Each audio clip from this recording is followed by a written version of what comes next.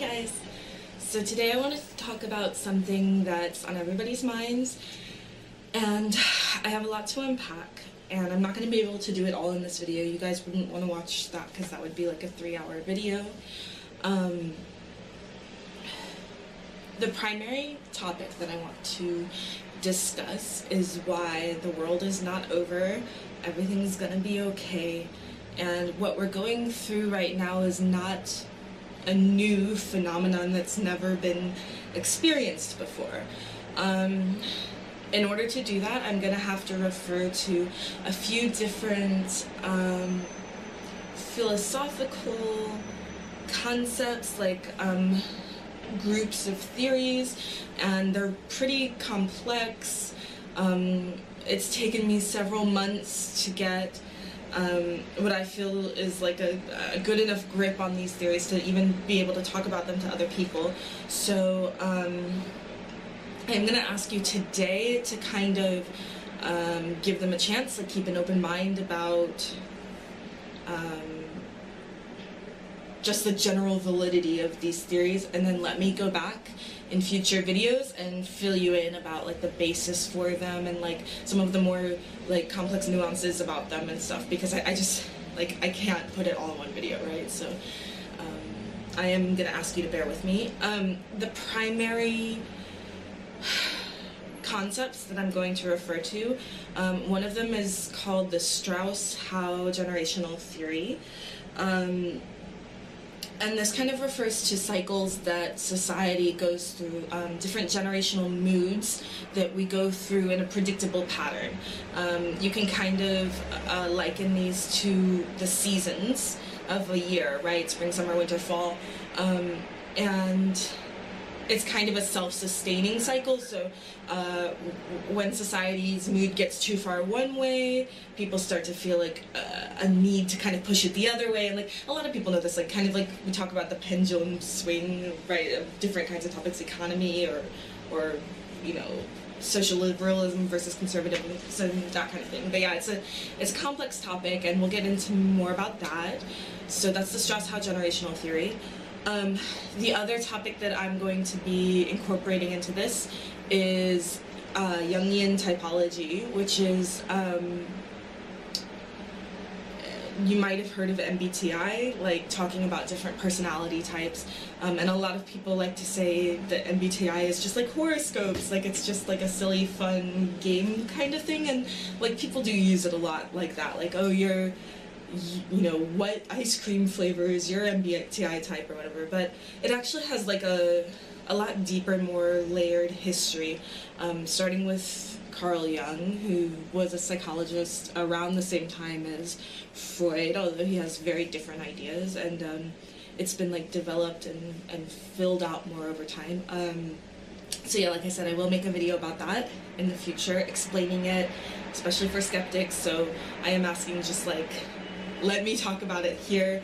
Let me give you guys some hope. That's my like primary concern. I want you to have some hope and kind of like a blueprint for where we go, you know, in the future, and then I will address concerns and criticisms and so on after I've laid down that foundation. Okay, so first let's talk about what is going on. Because you guys see it, right? Like there's a lot of seemingly new, unusual factors at play in our society right now. So one of the major ones that everyone's seeing now, you know, I was talking about it a year or two ago, some people have been talking about it for a decade or longer, but it kind of has reached a critical mass now so that everyone notices that there's an anti-establishment bias, right? So not just anti-establishment politicians, which also exists, but there's anti-establishment media, just a general sense that you can't trust the people who are in charge, you can't trust the people who are in power, a sense that the people who make the important decisions are corrupt, and they're not making the decisions based on the idea of like what's good for everybody. They're not our benevolent leaders anymore, they're self-interested, they only look out for themselves, and you know, we talk a lot about like politicians who only look out for their corporate donors, right? Which ultimately comes back to only looking out for themselves, whether that's just to get money from them, whether it's to protect their job, or whether it's to be considered like a good boy or a good girl in their like little elite prestige circle. Like all of that comes back to being self-interested.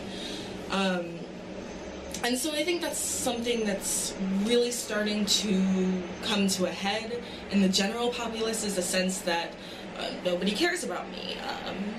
And the thing is, that's coinciding with an extremely sick economy. And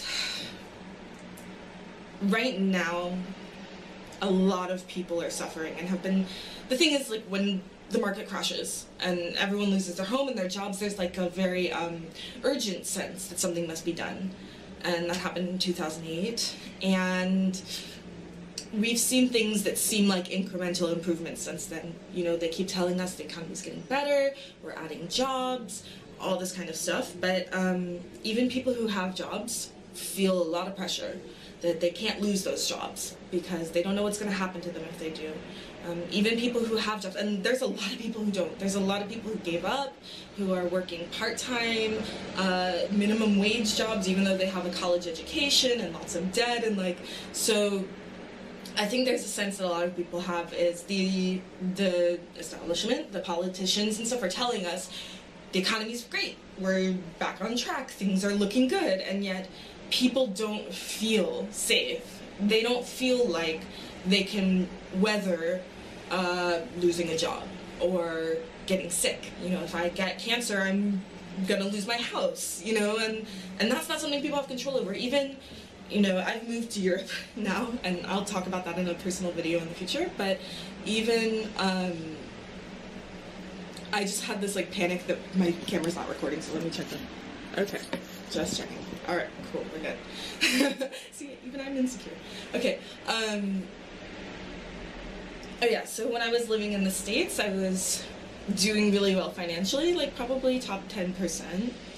And even I felt this constant cloud hanging over my head, like if I get really sick, if my then fiance lost his job, you know, we'd be fucked. Like, there's, you know, our lives would be ruined, and there wouldn't be anyone to help us. And it didn't always used to be like that.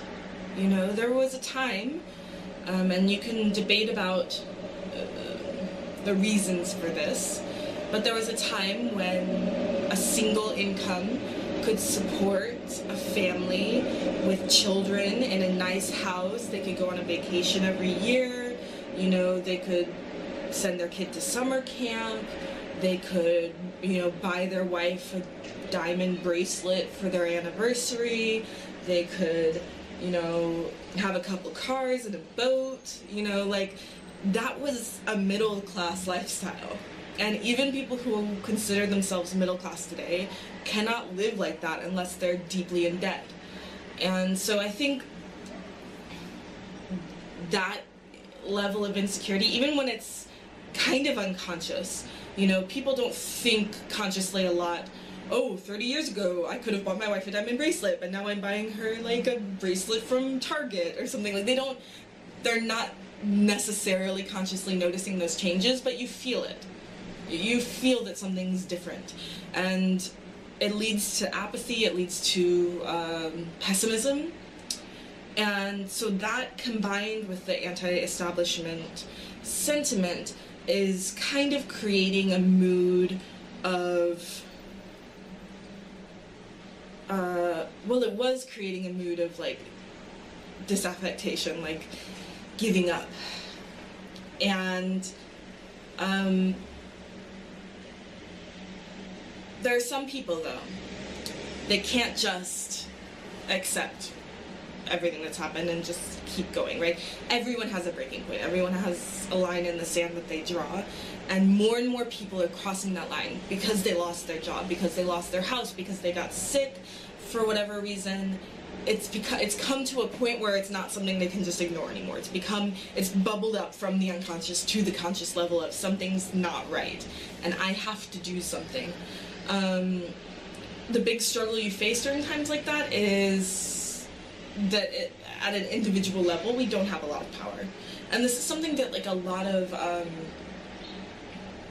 you know, I was reading, I don't remember if it was a Reddit comment or something, but the idea that people in third world countries who know that they don't have a lot of individual power often can be very effective at affecting social change, like unionizing or driving a corporation out or whatever, because they know they don't have individual power. They know they have to band together, and that they only have any chance of success if they all come together and like agree on the same goal and fight for that one goal, right?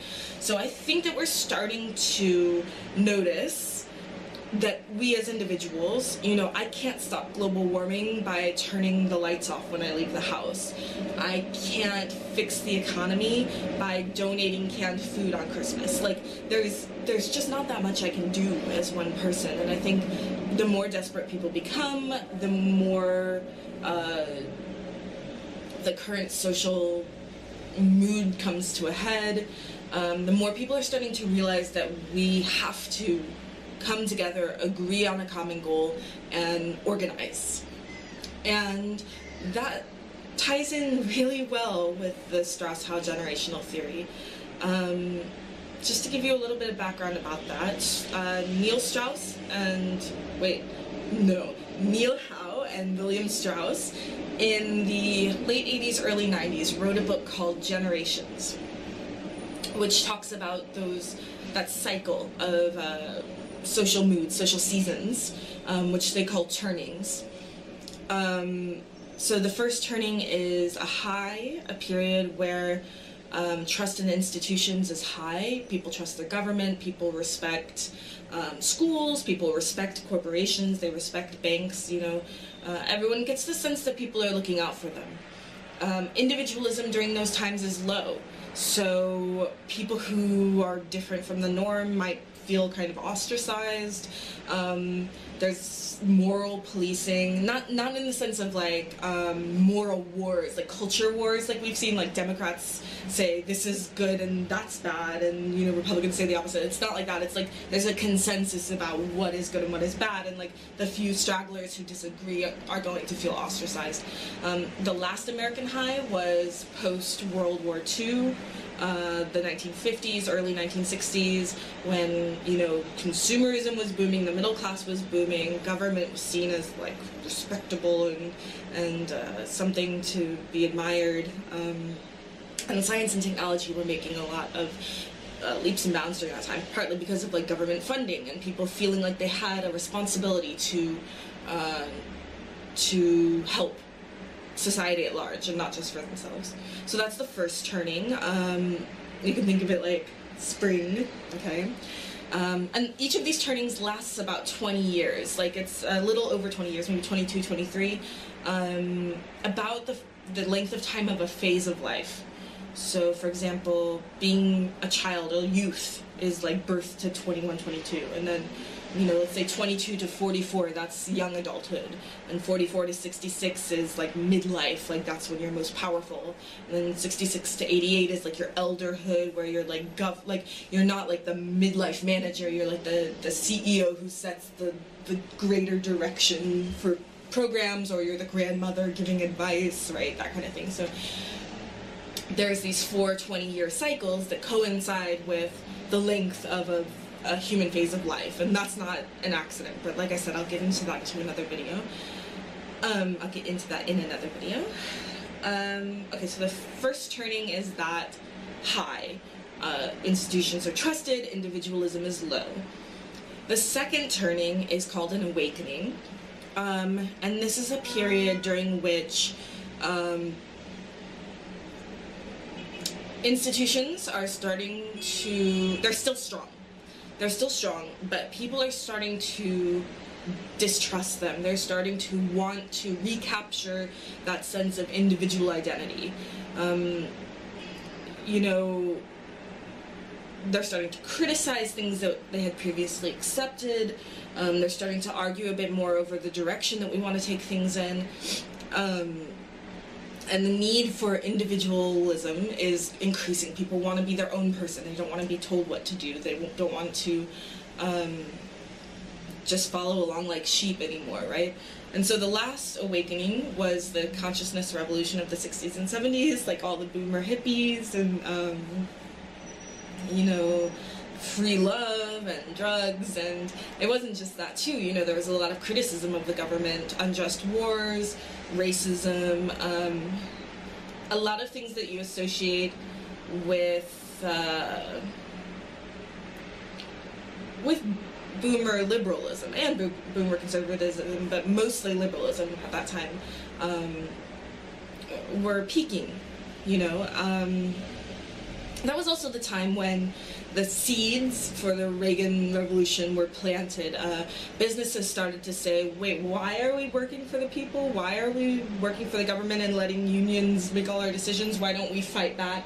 That's when you had the Powell memos where, you know,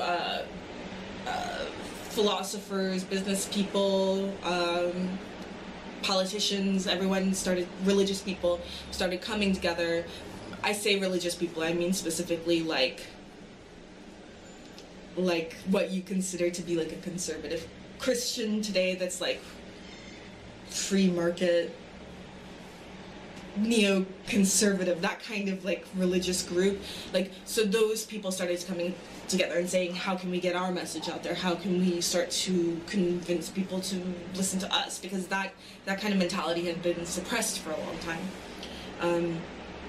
You know, so the most recent awakening was that consciousness revolution, but there were several before that. Most of them were called awakenings. There was Puritan awakening, Great Awakening, Second Great Awakening. You know, it goes back hundreds and hundreds of years. And again, these are in 80, 90-year cycles. So if you go back from the consciousness revolution 80 or 90 years before that, you get, I don't remember which awakening it was, but like you can trace them back, and I'll talk about them more in a future video. The third turning is a period, it's called unraveling. So it's a period of time when these new ideas, these kind of atomized individual causes have started to win out over the status quo.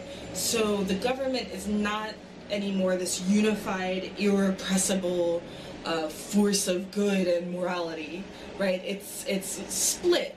You know, you have Democrats versus Republicans, you have you know, a lot of these wedge issues like abortion and crime and, you know, fiscal policy.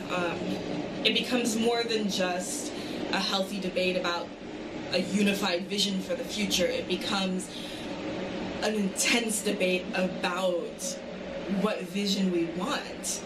You know, it's not even anymore deciding how do we get what we want, it's deciding what do we want at all.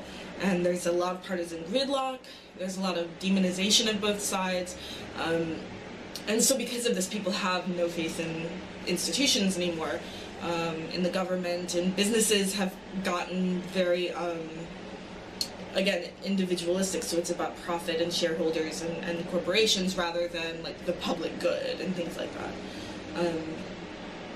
And individualism is very high at this point. So this is a time when you're free to be whoever you are. Tolerance is fairly high as far as ethnicity, religion, you know.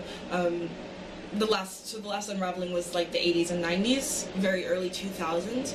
You'll notice like schools during that time had a lot of the like, you know, the picture of the world with like all the different colored people holding hands like in a circle. It's kind of like facile because boomers made it, but like, but it is. It's like, you know, the idea that you can be whoever you are and that's okay, and that idea spread and was the seeds were planted for that then. And that's what millennials were raised with, and that's why it's so important for so many millennials to be tolerant and open of people with different gender identities and races and religions and all that kind of thing. Not universally, but as a group. So yeah, that was the unraveling. The fourth turning is what we're experiencing today. And the fourth turning in the Strauss Howe generational theory is called a crisis. And remember, they wrote this book in the early 90s, and they predicted what it was going to be like today. And if you go read their predictions, it's incredible. It's not like a Nostradamus thing where you read in what you want to read in. Like, it's really pretty clear. So Generations was their book in the early 90s. They had a book in 1997 called The Fourth Turning, which refers to the period that we're in now. And you can see some clips on YouTube of them like discussing the book, and people are kind of like incredulous, like, what, you're saying we're gonna have like all these crazy things happen? There might even be a war? What? That's crazy, you know, because people often make the mistake of believing that whatever period you're living in now, that's how the world's always going to be. So yeah, I really recommend, especially The Fourth Turning. It's a lighter read than Generations. But yeah, so the fourth turning is a period where institutions are weak. No one trusts the government, no one trusts blah, blah, blah, blah. It's the anti-establishment thing that I was talking about earlier. But the sentiment for collectivism is rising. Alright, so we've come from a very atomized, individualist place in the 80s and 90s, every man for himself. And like I discussed earlier, people are starting to get the sense that things aren't okay the way they are right now. They need to change, and in order to affect that, we need to come together. And that's what's predicted, is that the sense of the need for collectivism is going to start rising. And when I read about the theory a couple years ago, I think it was a couple years ago, I felt kind of depressed, because I thought, that's not gonna happen. Like, people are so black and white, they're not gonna work together. Like, I wanted it so bad, and the theory made so much sense to me, but I just didn't see how it could happen. And that was me falling into the fallacy of believing that whatever happens now is what's always going to happen, because the reason these cycles occur over basically the length of a human life, right? 4 cycles, 4 phases of life, about from birth to age late 80s, you know, at which point you kind of exit public life, is because, for example, boomers were born right after the last crisis. The last crisis was the Great Depression and World War II. They never experienced life during a crisis period. They never experienced a time when you couldn't trust the government, you couldn't trust anything, but the resolution for that issue was to come together and work together to make something good. They never lived during that time. They only had the opposite experience growing up, which was, you know, people were oppressed individually. You couldn't be yourself, and like, for them the struggle was, you know, how do I fight to express myself? How do I fight to be who I am and not be determined by someone else, right? So because they never had that crisis experience themselves, they, you know, even if they read about it in the history books, it's kind of one of those things that you can't really understand until you go through it yourself.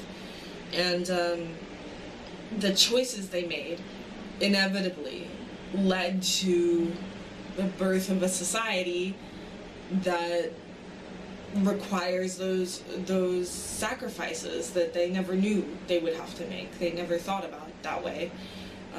So yeah, the fact that they hadn't gone through a crisis before meant that they created the situation for today's crisis.